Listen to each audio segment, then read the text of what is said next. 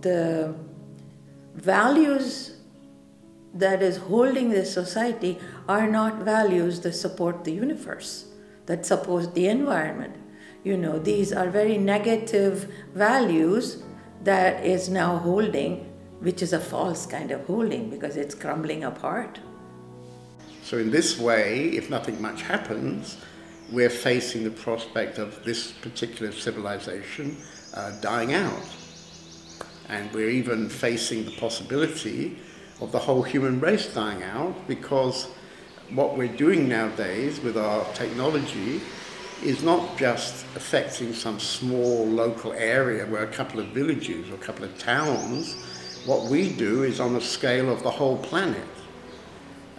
So you could say that what's happening nowadays is maybe the most serious there has ever been for human beings, because we are now dealing on such an incredibly big scale. The whole planet is the scale.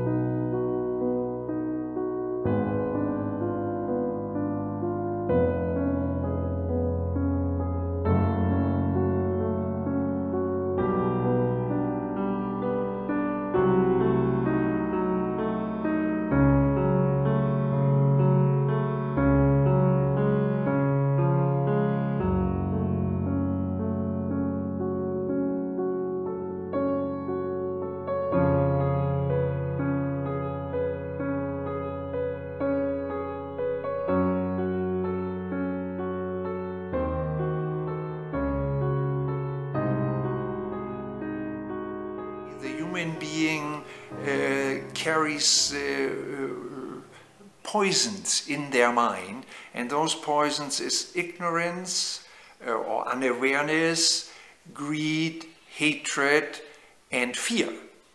So if people are run by these tendencies, which are inherent in the human mind, then we see what we are seeing right now. We claim that we are very civilized and everything, but are we moving towards a period of when we will self-destruct ourselves, and we will also be just in museums, and therefore they would refer to us as a civilization that no longer exists? Is that possible?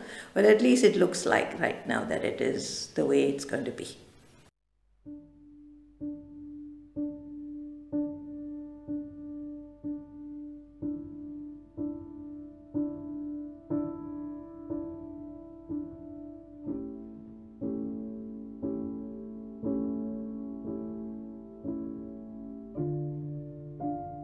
When human mind loses its capacity of clear seeing, it develops a very linear perspective.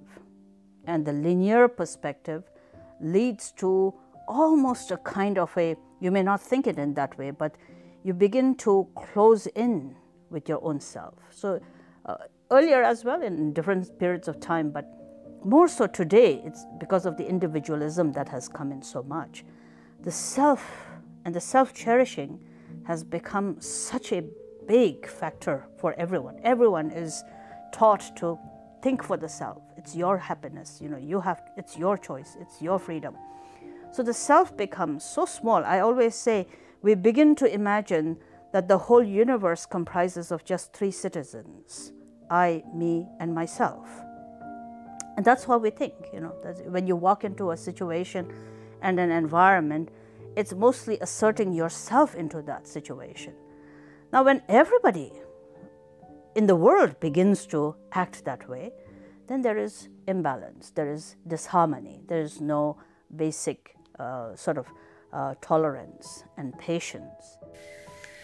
So unconsciousness in life, the fact that we don't care about what we consume or what we take or the way we exploit this earth, the way we exploit nature as in general and even human beings, is because we simply lost the contact with our heart, with our true self again, the heart. So when we think of ourselves as an individual, we behave as an individual. We protect the sense of I am, and therefore I protect myself, but I don't care so much about the rest.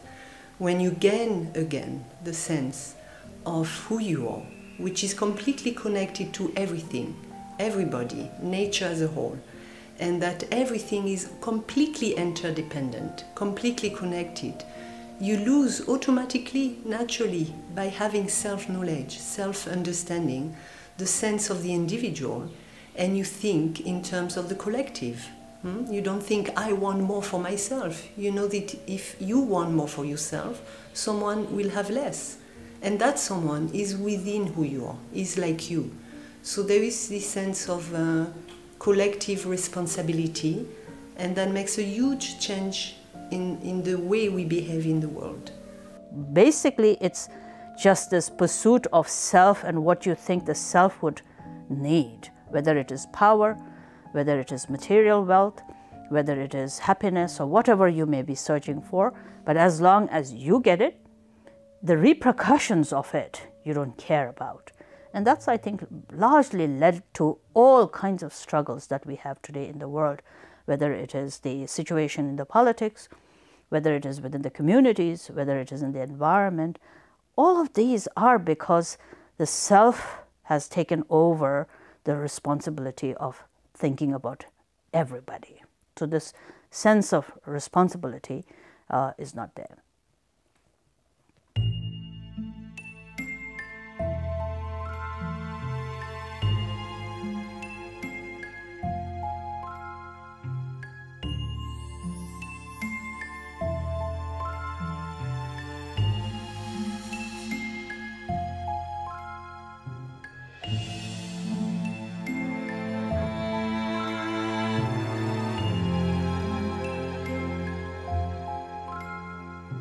Something is not programmed in a right way or not educated. Something is missing in the school education itself when we look over it. So in that part we need to look what is missing. What is missing? Simply they are missing themselves. The whole education of school education, I am not against the school education, but the way to progress is the whole school education is to how to earn money, how to live, getting more money and more position. That's the whole idea of school education. Through that you will get happiness and joy and position and power. Is there anybody talking about how to get peace, how to interact with a male or interact with a female, or how to interact with the Mother Earth? What is nature? What are they? What is life? These things are not coming up. That kind of view, when it comes up, we will be more balanced. When we balanced, naturally consumer kind of behavior will not be there because you are content. You consume, yes, to your content level. Not consume more than you need. And are you satisfied after consuming more than you need? Not satisfied, something is missing. So that when we balance, naturally it affects the capitalism and the economy and the welfare of the world also. Increasingly, I think we are allowing other people to think for us. We have lost the capacity to think for ourselves. In this case, for instance, media and consumerism and what the other people are doing is so strong, particularly media. Media, you allow media to be your thoughts. You begin to follow exactly the way they want you to think. Therefore, what happens is you have lost the capacity to think for yourself, to rationalize for yourself. If any solution is to be found, if any answers are to be gotten, I think it will all come down to the root of education and acquiring of knowledge. Knowledge in the sense that such a knowledge brings about and really illuminates the mind in developing critical intelligence. Now, this critical intelligence has to really arise as the potential and the ability to discriminate, to discern between what is constructive and what is destructive. Education that does not build the critical intelligence of this wisdom aspect that can discriminate between what are those causes that are destructive to oneself and the others and what are constructive things that we need to embody and cultivate, then such an education probably is not really going in the right direction. As I see it, we're in a period on this planet now where there is a huge development taking place in the realm of the mind and the intellect. But that's not all that we are. But what has happened is that the mind and the intellect, I would suggest, have become too important, and that people are getting stuck in it. I see it as a step along the way. I don't want to say it's a disaster, but many people today are also understanding that the mind needs to work together with the heart. There needs to be a balance. You see, if the mind and the heart work together, people can be very creative, they can be brilliant, but they're not going to create stuff that is going to be destructive for other people or for the planet, because the heart energy wouldn't do that. That minute a sensitive person is considered as a sick person. Especially nowadays, it's like, oh, you are sensitive, oh, sad. It's so foolish to tell that. Because a sensitive person is a creative person who thinks more. So they have not been right way educated, the basic law of human, basic pattern of human. They are educated how to earn money, how to get position, how to get power, how to enjoy the life, no idea. How to get peace, that's not taught in the schools or any education system. Apparently then, you have a very good life, a pretty full life, and yet you feel something deeper is missing. And I would say, whatever deeper is missing is the fact that you don't really know who you are. You need to go into the self-exploration as to who you are. That is where you have to start with, because now you know the common things. You already have everything that people want, and yet you feel something deep is missing, which means you have to go into yourself and find out who you are really, because you are not, there's no place for you in your mind right now. It's always doing things, having things and all. But then you should find out who you are, what's beyond all of this. And once you go into that self-exploration as to who you are and the answers come, you have already will lose that feeling of not having anything deep. You will be touching the inner core of yourself. No matter how modern the world has become, you and I, day in and day out, what we are trying to do, whatever we try to accumulate, whether it is building something or looking for a job or a relationship or whatever it is, the bottom line is you're looking for happiness. So if you're really looking for happiness, it would be good to sit back and sometimes think, what is really going to give me happiness? What's going to really give me contentment? And in that may be the sparks the answer that it may not necessarily be in the things you're chasing. And the answer may not be extrinsic, but the answer may be within one's own self. So that sort of, I think, is an inspiring quality that leads a person to exploring the deeper answers.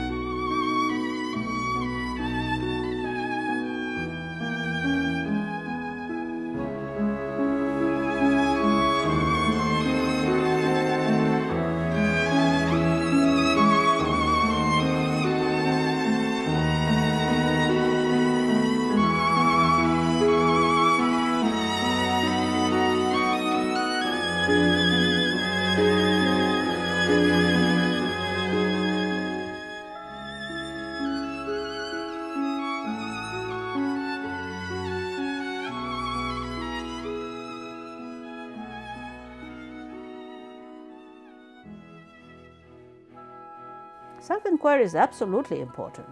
It's about understanding the power of your mind. You know, your mind shapes your attitude and your conduct. What you're saying, how you say it, the decisions you make, your relationship to feelings and emotions, all your physical actions, and everything that you do every day is spurred on by this very powerful mind. And this mind brings about some kind of idea about who you are and what you're doing. And so introspection and knowing your mind, to really be able to see mind as the basis of every attitude and conduct that you are engaging in, is very important. Because if you look at the first teachings of the Buddha says, you think, therefore it is. So it is a very important statement, is that we think, and our thinking is what is giving colors and flavors to everything. So if the mind that thinks, flavors and colors everything, it makes sense to make sure you understand your mind properly. And it is not anybody else's mind. It's a very powerful mind. It is the designer of all experiences. And therefore, it makes it very important that you do look within and look at your own mind and understand it. Self-inquiry means, for many people in the beginning, just beginning to take a look. You know, it might be, why do I always end up feeling nobody likes me? Why do I always end up blaming my mother for everything?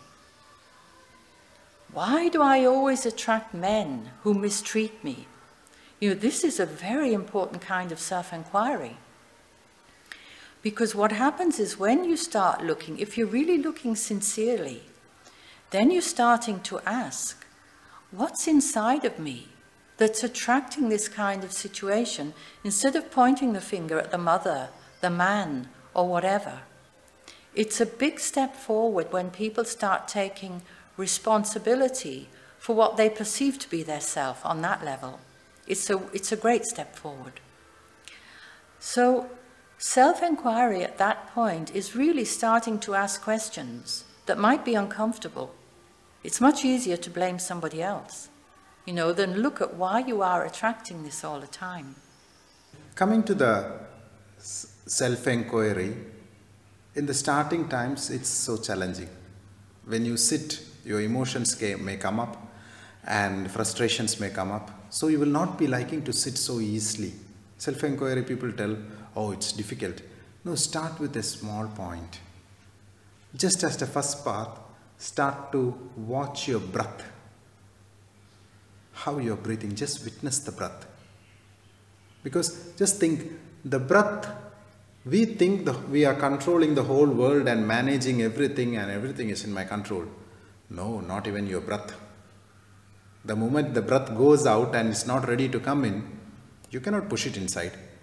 Same opposite also, if it goes in and it's not ready to come out, your game is over. You are just a history in this world. So, such a fragile thing is the human. So there we need to watch this great essence of energy which is going in. So there when we witness, it starts to expand our horizon, which we start to relate to the whole universe as one single living being. One single living being, then you feel the pain. If you get your finger injured, you feel it. You feel the pain. Same way, when we live as one single human being, one single living being, we feel the pain of any destructiveness happens in the earth. If honeybee dies, you feel it.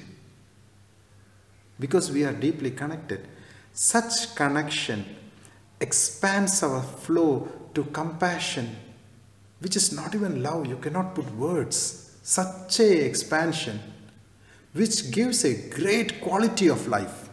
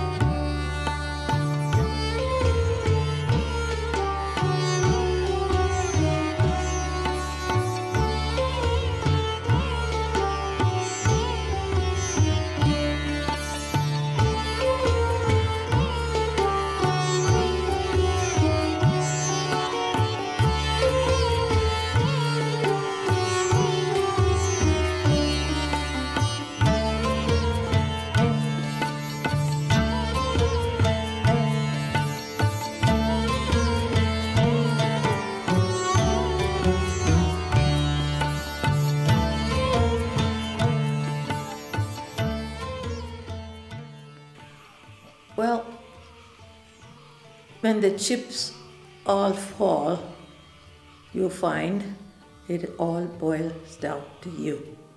Me. You. Me. If it is so, then that's where we have to begin. If we want to make any change, whether it's personal or societal or universal, you have to start here. So to start here, we have to figure out by asking questions, who really am I? What is this name I have, this body I have? What does this all mean?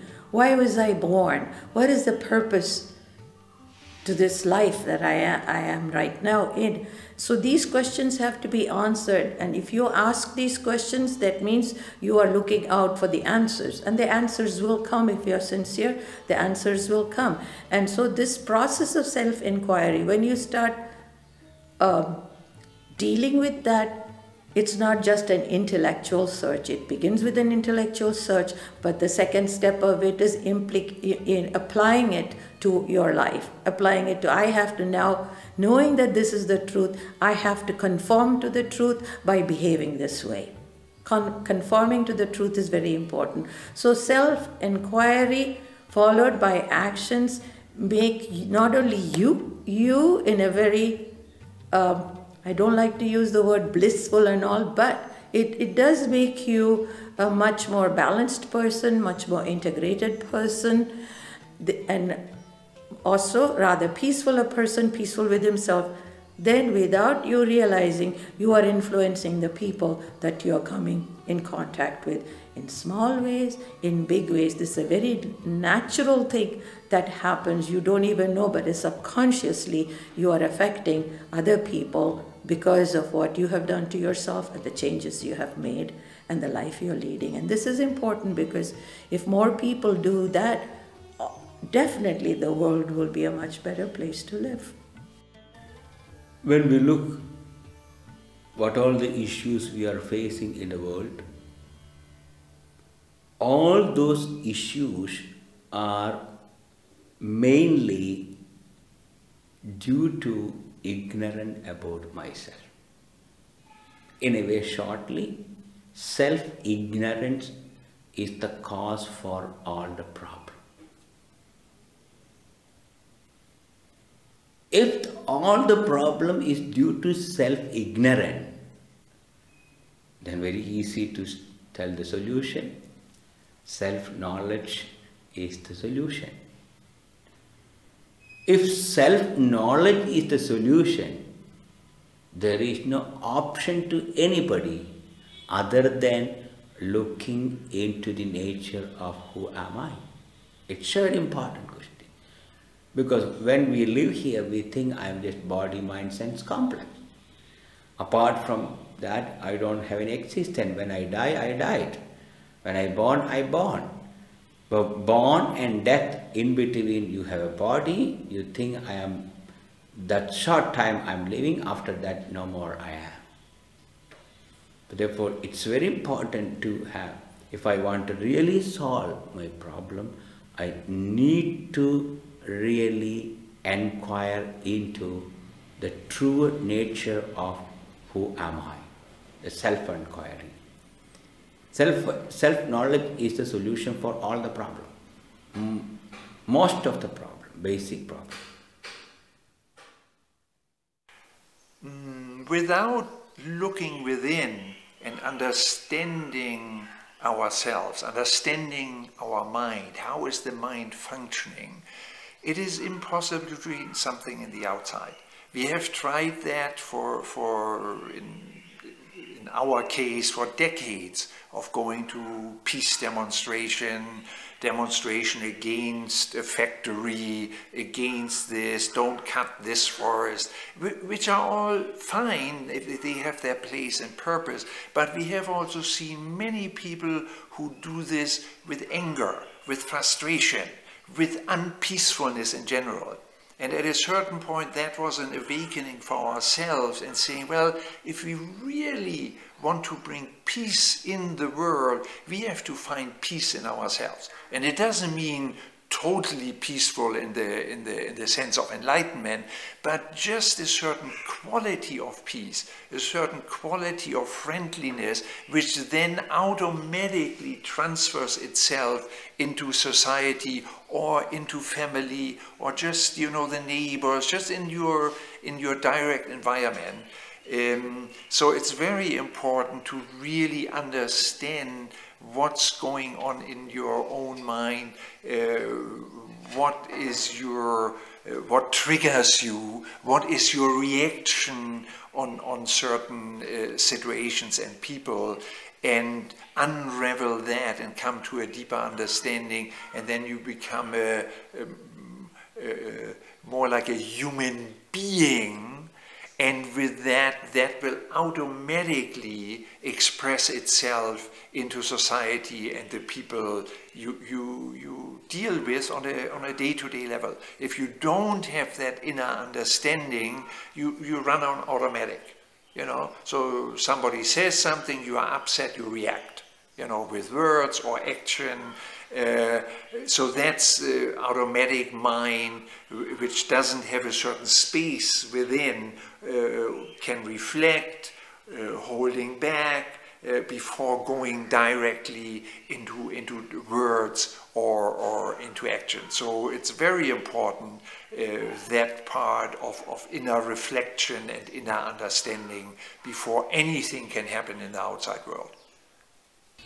Most of our suffering has to do with trying to find security.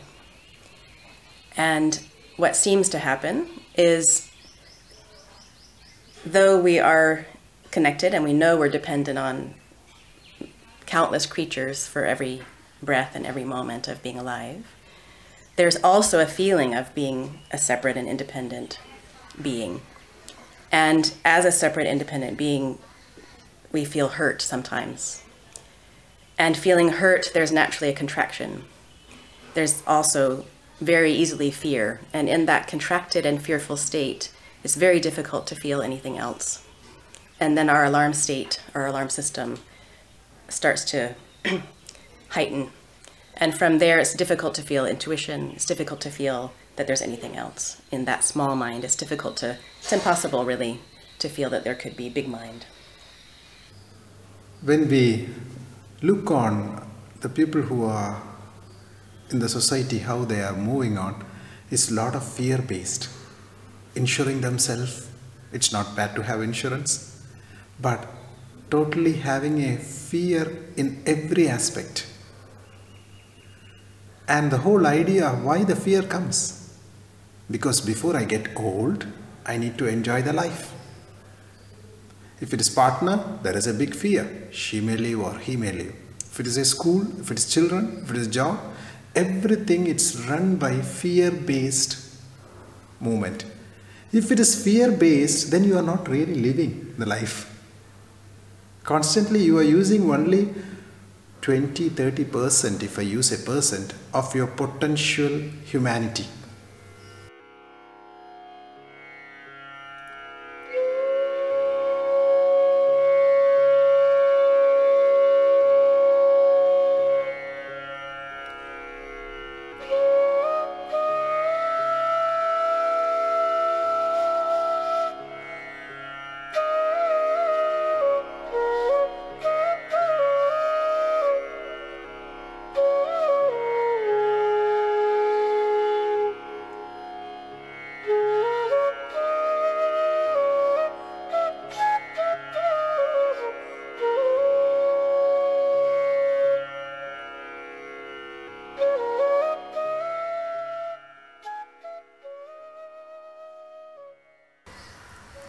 It is difficult that many people don't see the consequences of their actions today.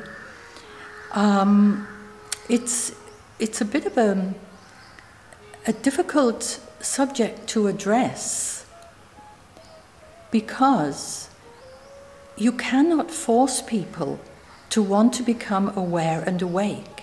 You cannot force it. You know, it's like taking a rosebud and saying, I want this rose tonight, so I'm going to squeeze it and do this and that. No, it's not going to happen. So in every human being, I would say, there is a spear, a seed. And when this seed has been watered enough, and that really means has been exposed to certain ways of being, certain teachings, certain people that trigger something in this seed, it will begin to grow. And then people will start looking for nourishment. And they will follow maybe this teacher, that teacher, get involved in this group, spend time in solitude. But you cannot force the opening of the seed.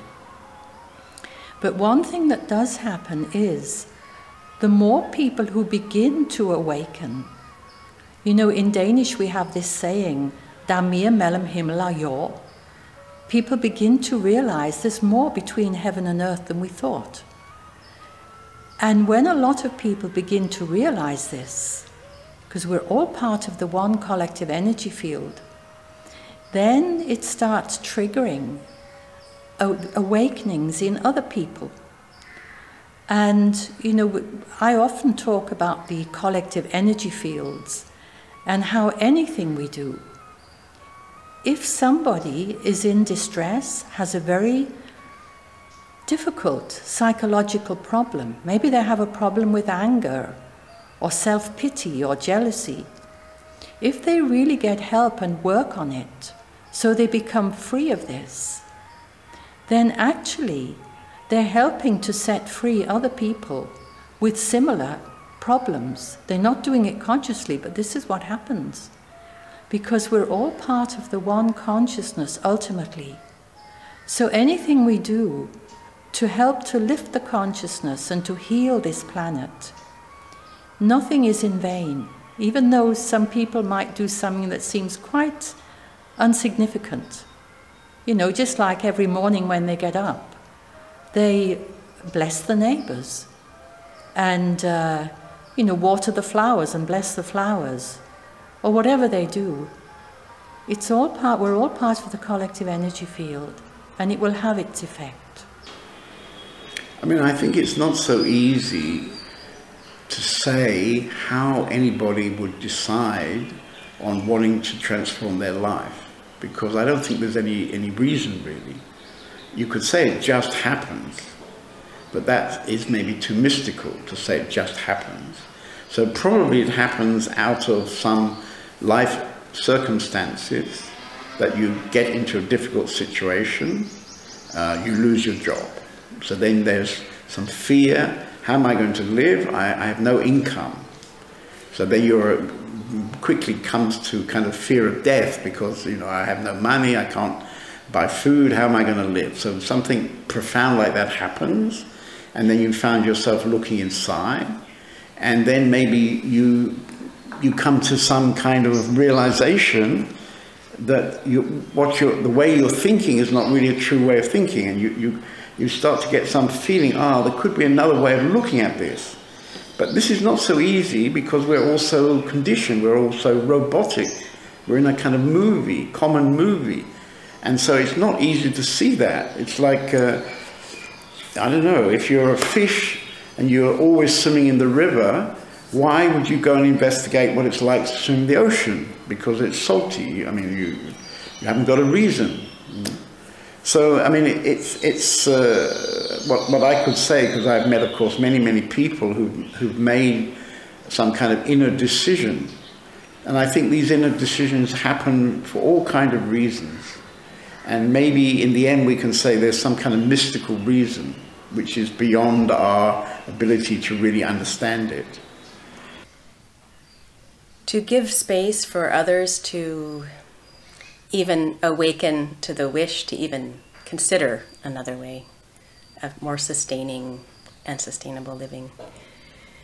Maybe patience with, so I think when we hear the word patience, we think of a little bit shut down because we're used to hurry and fast is better. But patience is more of trusting, and also attunement to that others also, with respect, they are also made of reality. They are also deeper than what they think they are. And so rather than relating to the person's limitations and limiting patterns and pain, we can tune into everything and be in a space of meeting and knowing that there's no need to force, that aggression in this way would actually slow things down. Trying to hurry will block it. So it's very counterintuitive when we have this the dominant culture in our veins. But it also means being willing in that maybe spontaneously we cross a line and say something that we know might sound strange. Or we keep silent when someone is looking for reassurance or an answer or a promise or a guarantee or just agreement with some sort of worldview, and just silence sometimes. The person feels a little uncomfortable. So being willing to let people, when we are trapped in our conditioning and our programming, to feel uncomfortable, a creative unease to set in and be a dawning of, wait, what's going on here? When I was a little girl, my father always used to say, "Why can't you be normal like everybody else?" And he meant well with this, but I wasn't born to be normal. And a lot of people, so a lot of the young people today, they're not what my father would call normal. And they have a sense of purpose. And then there are others who don't have that sense of purpose yet. And they're not seeking, they're not looking for anything else. And it is the way it is. I'm not into people rushing out trying to save other people.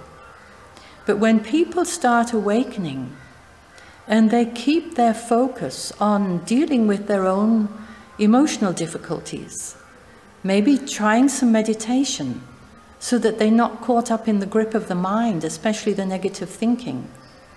When people really start doing this, I would advise them, to really stick with techniques that work for them and not to be too judgmental of other people who are not there yet.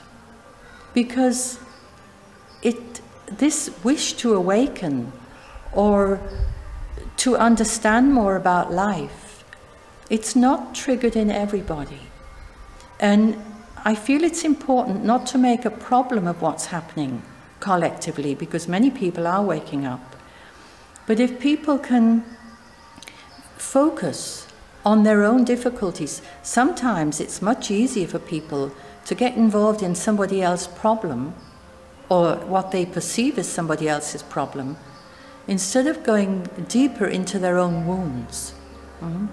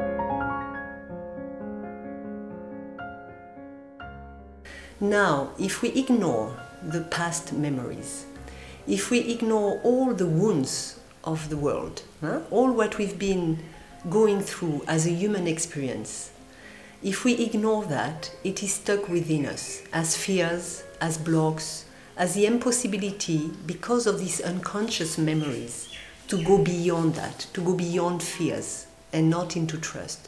So it's one thing to understand intellectually who you are.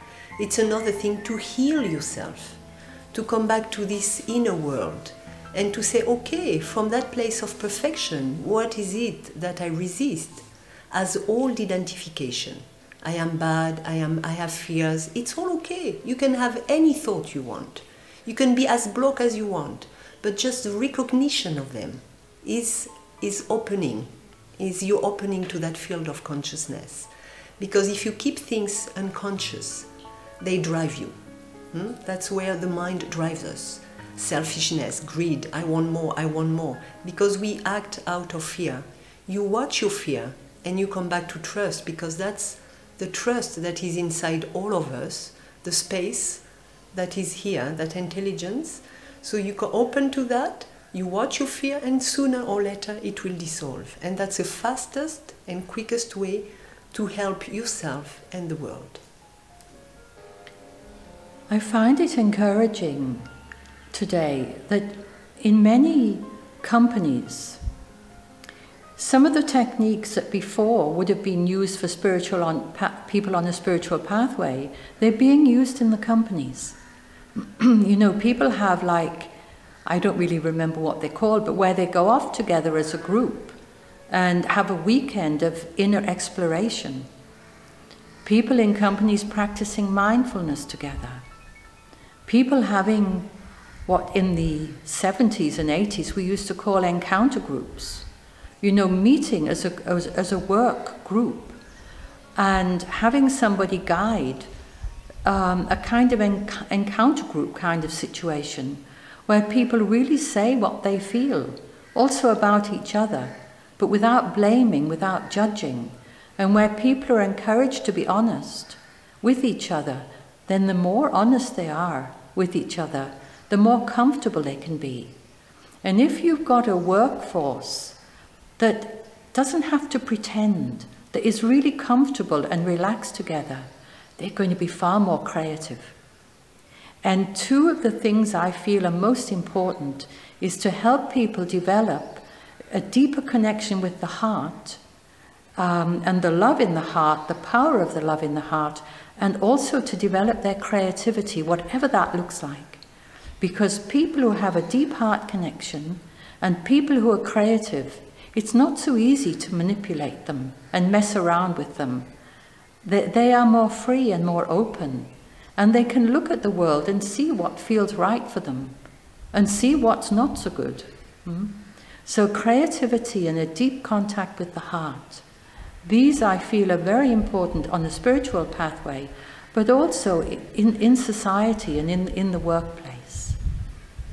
So the second stream of meditation includes starting to feel what were the moments of joy today, this week, this life. What do I really love to do?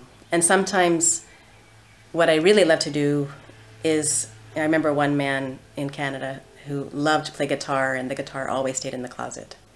So it's not just what I want to do or what I think I want to do right now, get out of my way, but some kind of more secret love. And the secret love is not something that me as an individual person just decides to like. It's a kind of liking or openness, soft spot in us, as Chogyam Trungpa calls it, that we find ourselves with.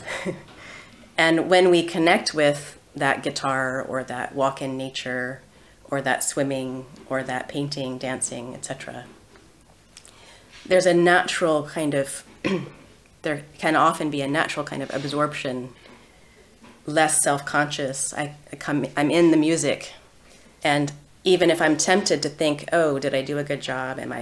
Did I pronounce it correctly? But there's a more easily falling into a flow and a not showing or hiding, but being and letting it have me, kind of. And that is important, the two together. A kind of more regular sounding meditation with loving what we love.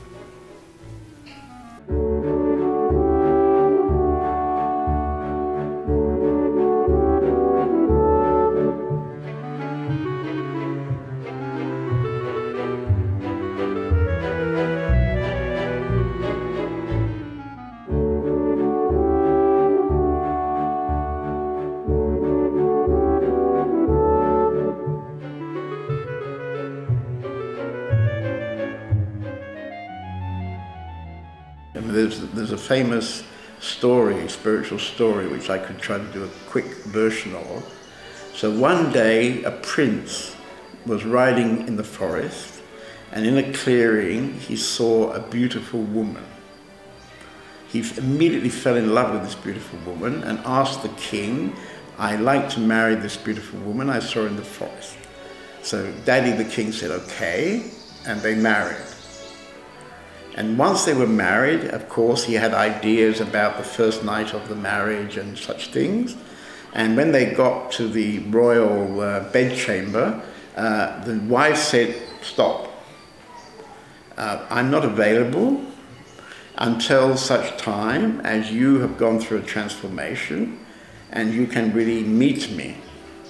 So the prince was extremely shocked, but however the princess was extremely beautiful and was a very lovely human being, and she offered to teach him.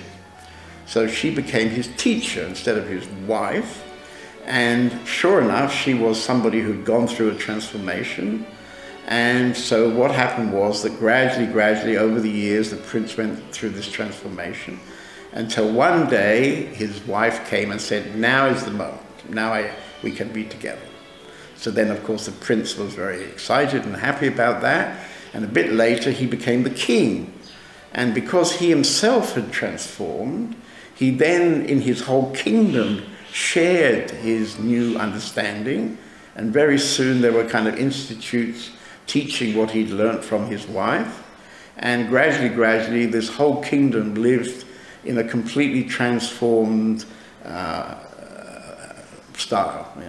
But if you really become in tune with yourself, you don't become strange, you become very natural. So some path on the spiritual path may isolate you from life, but actually the real state of consciousness is a natural state, the oneness with the world from a place of clarity. And that has a very natural feeling, very natural feeling. So the whole happening, the whole scene is life itself. And that's where there is a bridge between spirituality and the world. It doesn't have to be different. We don't have to isolate into a cave to find who we are. We have to embody spirituality in the world, in the body, to make the world a very sacred place. We don't have to be strange out and to separate and to isolate. We have to completely know who we are and find the naturalness in us.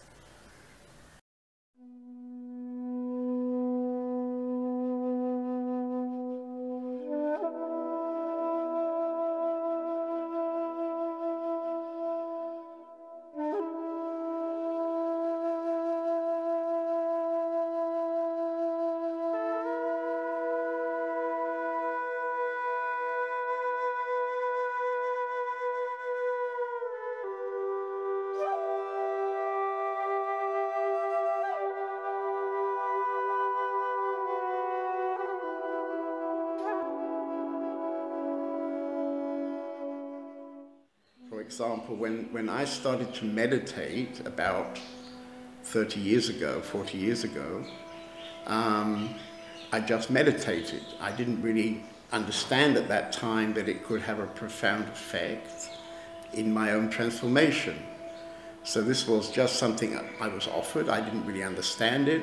I started doing it, and gradually, you could say it changed my whole life, because meditation is involved in looking inside.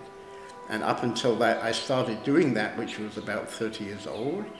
I was always looking on the outside. So I wanted to buy a new car, or I wanted to have some fun. I was always looking on the outside. Where's the party? You know?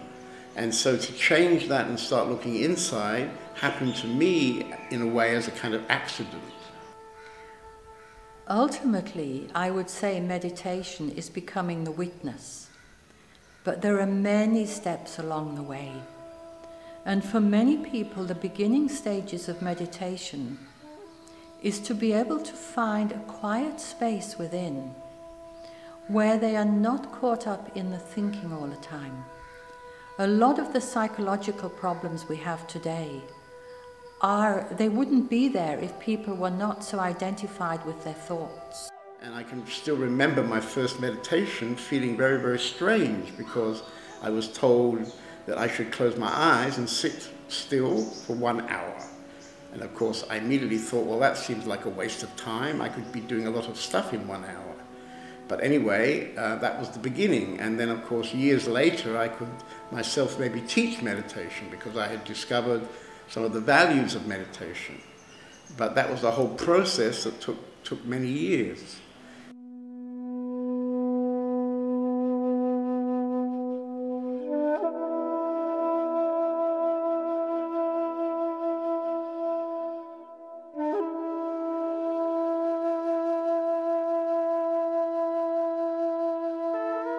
I have a personal take on meditation.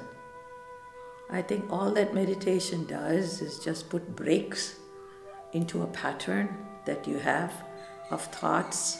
It just helps you to break because you have been going through this pattern of thoughts and actions, and somewhere deep inside of you there is a sense that says this should not go on this way. And if you feel that way, then it is good to meditate. And meditation doesn't have to be very complicated, I feel. Meditation is rather simple. It just simply consists of getting yourself into a position and place where you can be with yourself with no disturbances. Then you can observe your thoughts, the natural flow of thoughts. Then you reduce those thoughts. When you keep reducing without fighting with your thoughts, then you find at some point there is no longer thoughts. But the power behind thoughts will remain. In other words, you are peaceful yet vigilant. And that helps you to put a brake to patterns that you have. And that is the only benefit, I think, that meditation will bring to you. But essentially speaking, meditation is to familiarize. To be able to really familiarize yourself with your own mind's continuum, to have such a deepened sense of balance of awareness, that you observe what you're saying, you observe your own speech, you observe your own mind especially, and the world of your mind with all its feelings and thoughts and emotions. And in that mindfully being observant, you're able to have a much more better sense of how it is functioning. And if you know how it is functioning, you begin to able to realize that you have a deeper, you enjoy a deeper quality of being able to make the right choices. You can choose your thoughts. You can choose how your mind functions. And that then would then be the basis of your attitude and your conduct, and sequentially speaking, then that would be the actions and the result and the experiences of the actions. So therefore, the art of being able to be observant and watchful and look at your own mind and familiarize and work with it, that sort of is what encompasses what today is called meditation. If you just sit and then breathe and you close your eyes, some part of your abilities to develop some peace or some result may arise from it, but that would not necessarily be bringing the essential qualities of what meditation is. Meditation is to familiarize, to become very familiar with your mind, to look and know how your mind works. And then you have, as a human being, the awareness that can direct the mind constructively.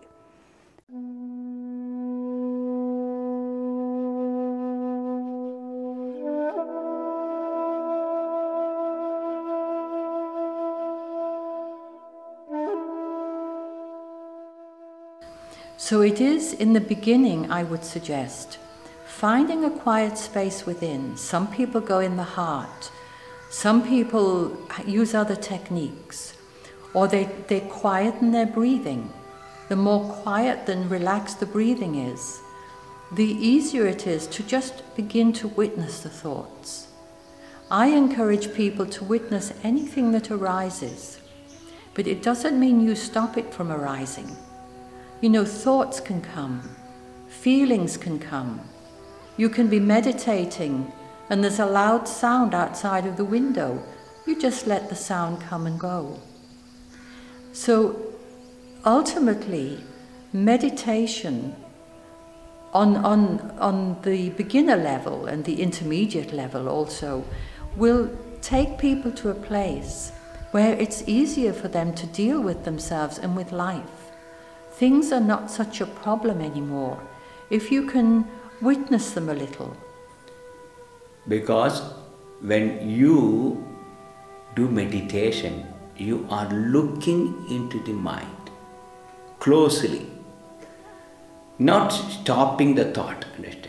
You are observing all your thoughts. Whatever thoughts are coming, you are observing. Earlier you are not able to observe. Now, since you are sitting quietly, you will be able to look into your mind more and more clearly. Like that, when you really practice for a long time, you can clearly see what is coming, what is going on in your mind. Therefore, you can really be a master of your mind. The mind will be a very good instrument. You are handling that instrument. Therefore, you can use that mind for self-inquiry. Otherwise, if you are not really mastered the mind, mind will take you somewhere else. Meditation is reconnecting with your inner silence, with your true self. When we are so much surrounded by the world and the mind activity and everything, it's a help to not to lose that connection with a space inside where there is silence and peace, and you find it's a support. So we lost that connection, and meditation can be one path. And this path is both wonderful and can also be a trap, because you can start identifying with something special and lose the connection with the world. So it's beautiful to get reconnected with your essence, but let's not forget that this essence, this space inside, is flowing through everything. And as long as you're not opening to the world and to your ego, which is the same in a way, and to your ego, because you are attached to a specific state of consciousness, you want to go higher or more into peace, you're losing yourself. Real self-inquiry is not losing the sense of I and the quality of awareness. Where do you find awareness? Awareness is one with what is high, and it is one with what is low. It welcomes everything with the same eyes, with the same outlook, because it knows that any thought, any state of consciousness, whether I feel good or I feel bad, doesn't matter for presence.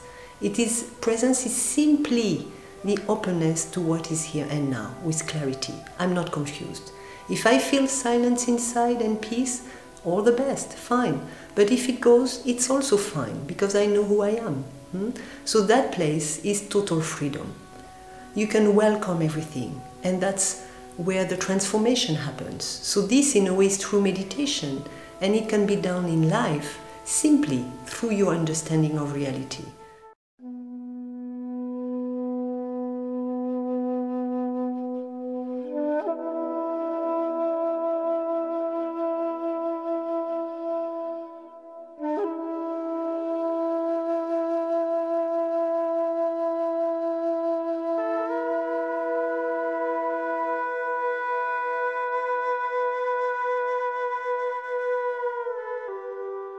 If you go on this path of self-transformation, self-inquiry, it's a tremendous help to have a teacher.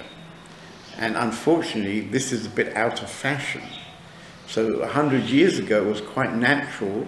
If you wanted to be a carpenter or a bricklayer, whatever it was, you would go and find, somebody who was a master, and you would be his apprentice for some years. He would teach you everything. And then in your turn, you would teach other people, and it kind of continues like that. Yeah? But now, especially in the age of the internet, nobody wants to be under the apparent will of a teacher. Everybody thinks I can do it myself. I just click on Google, and I can get all the information I need. And so why would I need a teacher? You see? So I mean, unfortunately, we've lost contact with the value of a teacher. So I would personally say that if you really want to make the deep transformation, you deeply, absolutely need a teacher. We need a help as a teacher. It's very important. With the help of the teacher, he already gone through this process. Therefore, he can really help. Also, he got help from his teacher. There is a big tradition is going on, teacher-student tradition is going on. With the help of a teacher, a person approach a teacher and he can really show his interest to know, I really want to know who am I. And if you earnestly ask this question to a teacher, definitely teacher will help one who is a really teacher. Therefore, approach a teacher, ask him and listen to his words and put those instructions, those advice into your life. Well, every person, every individual human being has this remarkable quality of awareness, because it's your mind and the basic goodness is inherent and the wisdom is inherent as well. But how many of us don't really, how many of us are able to realize it without someone introducing you to that, pointing you to that?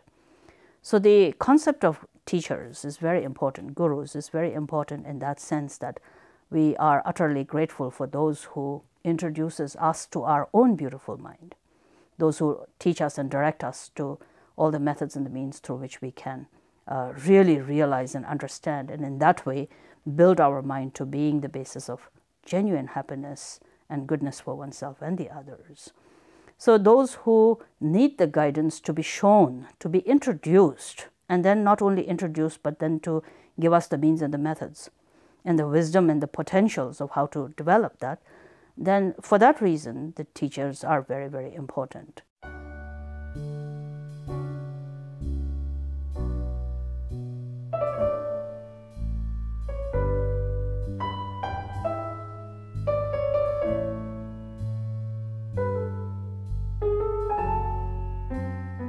The ultimate choice that any human being can make is to have a choice to become more conscious.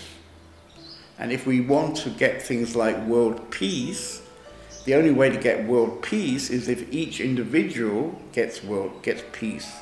So my peace is affecting world peace, but some kind of concept about world peace hasn't got much meaning because the world is made up of many individuals.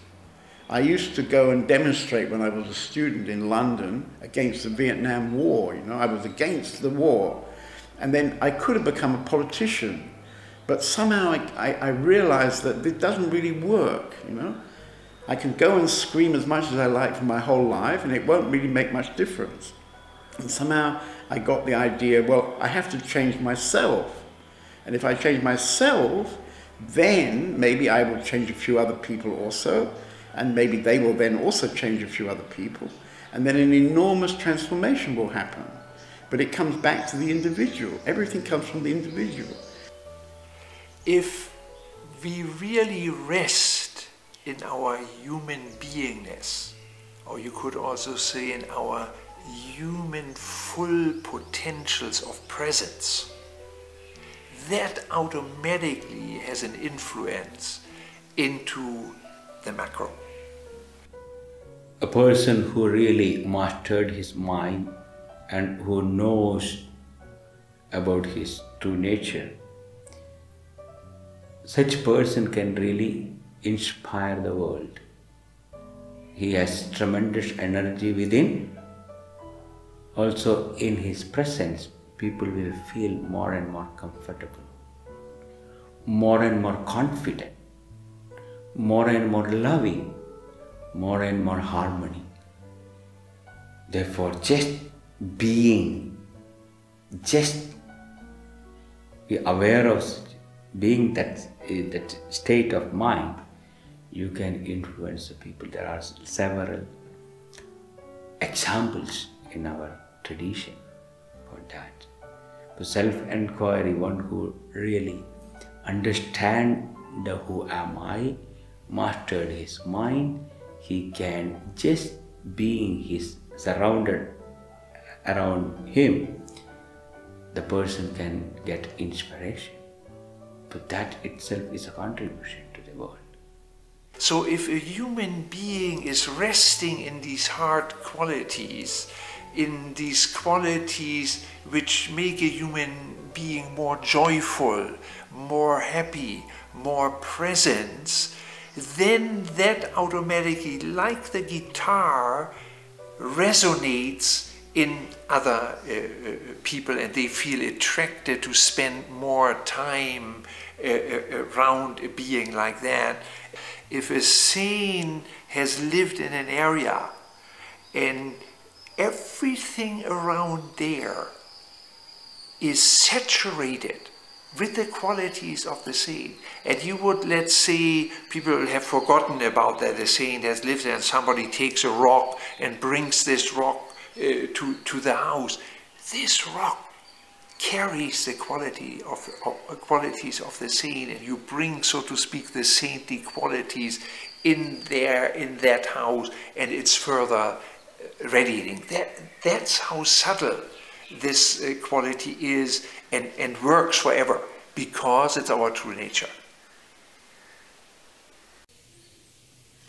There's a description, very clear description. There is a clear description about the one who realized and one who is really grounded in himself. There is a sign is given in the Bhagavad Gita, 2nd chapter. Arjuna is asking a question, how can I know a realized person? Then Krishna is answering that question, one who is happy with himself, he is the one who is realized. My happiness is not depending upon anything. My happiness because I am happy. Therefore, there is no more independent happiness. A person really recognizes that I am the source of happiness.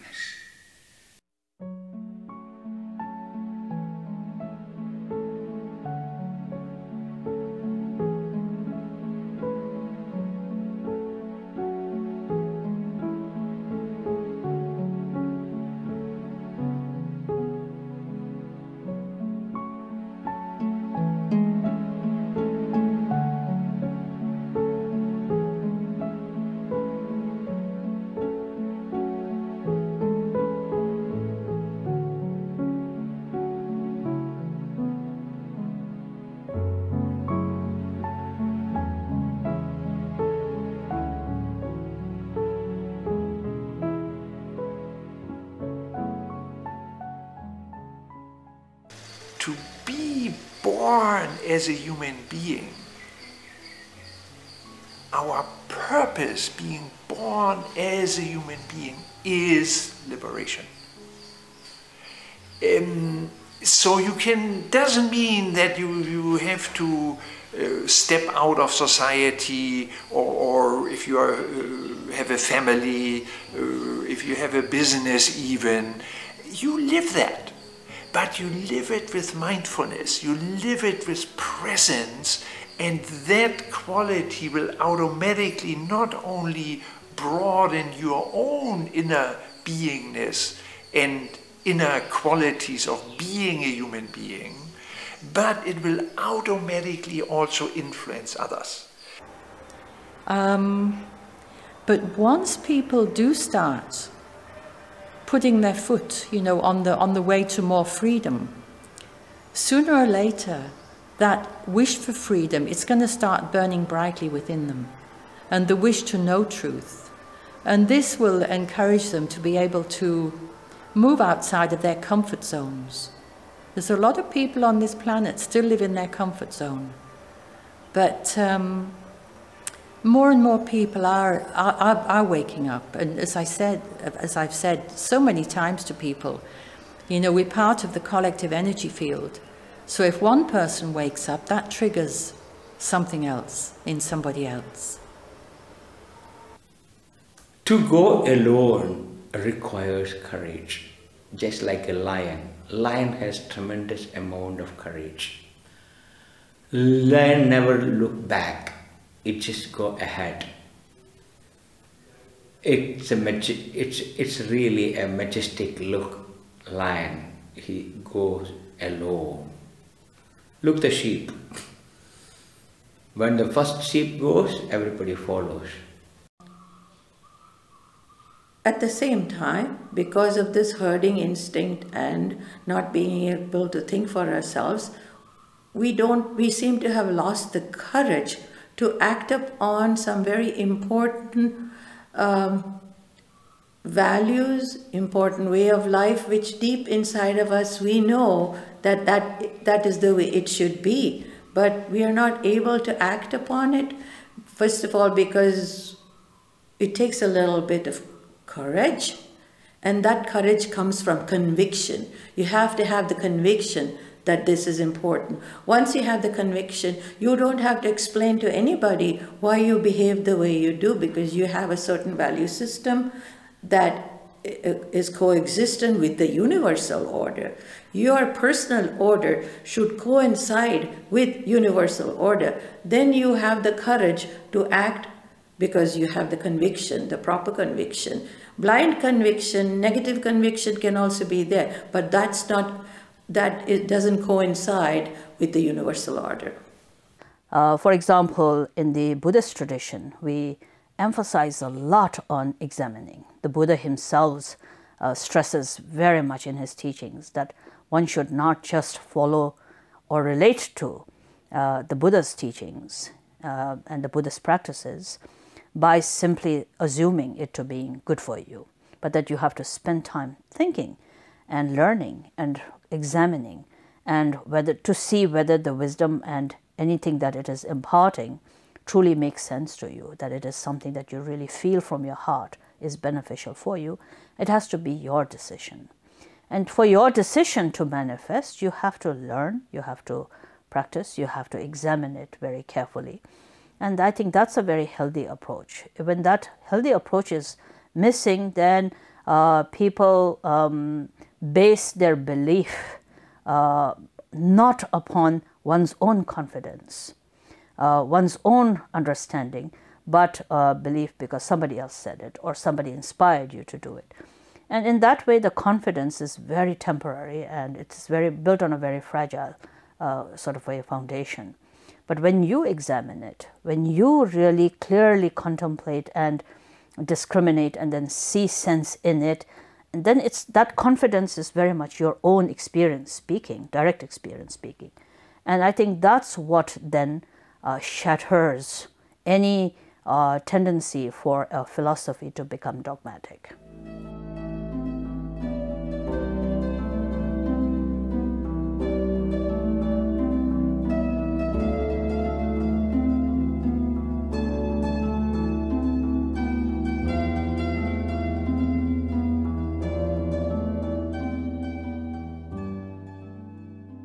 One of the things that can hold people back from following what they instinctively begin to know would be the right path for them, this might be breaking away from the family or letting go of their old job or going to live in an alternative society. One thing that can hold people back is they're afraid of what others will think of them. This was a big issue, I would say years ago, more than it is today, because more and more people are breaking away. And so more and more people have the courage to do it. But people can still be very identified with the image they've built up around themselves, even though it may be a false image. You know, being the perfect wife or being the perfect father or boss or whatever. And you know, the price they pay for this is really falling into the gift of who they truly are. You pay a big price for staying safe.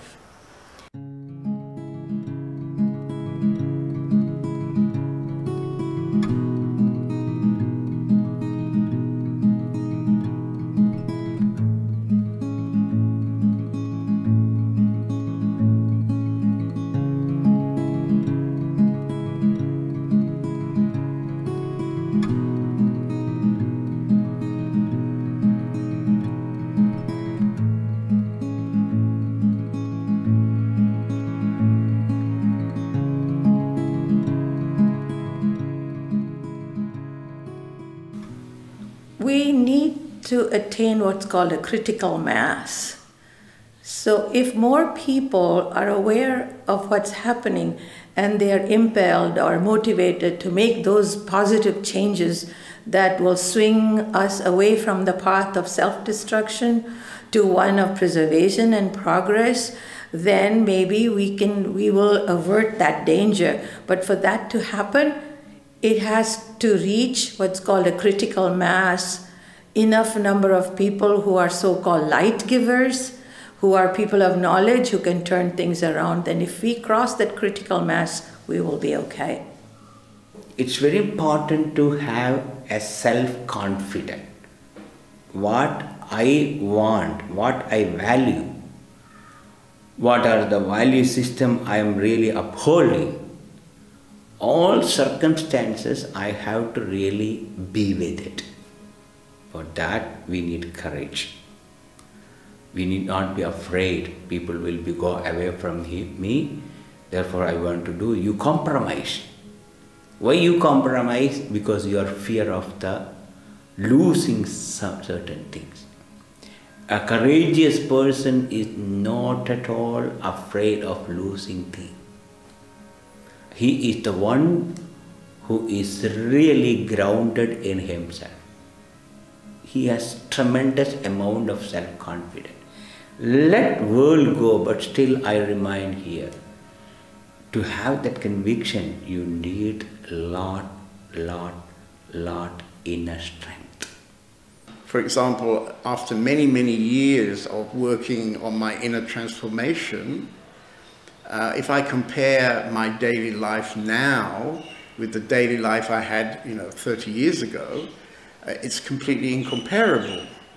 So I don't really remember that I suffered so much when I was 30. I wasn't crying and getting upset every day. But now, for example, I can say I live with a base of peace inside me.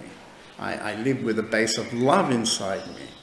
And I don't have to do anything for that. It's just there, and it nurtures me every day in my life. So if I compare that kind of situation with how I was when I was 30, I would say that when I was 30, I was suffering. So it's about some kind of relative idea about what is suffering, what is not suffering. Yeah? But there's no doubt that there is the possibility that any individual, if they are ready to go on a kind of journey, and this is an inner journey, if they're ready to go on this inner journey, which might well start with meditation, then the end result of that after so many years can be a dramatic kind of transformation in the quality of daily life. The life's ultimate purpose, as the Buddhist teachings, or as I see it, as the Buddhist teachings present, is just this incredible gift of a human mind, brilliant and wonderful human mind, and you are the heir to your own mind, and how important it is to be responsible to make that beautiful mind truly beautiful.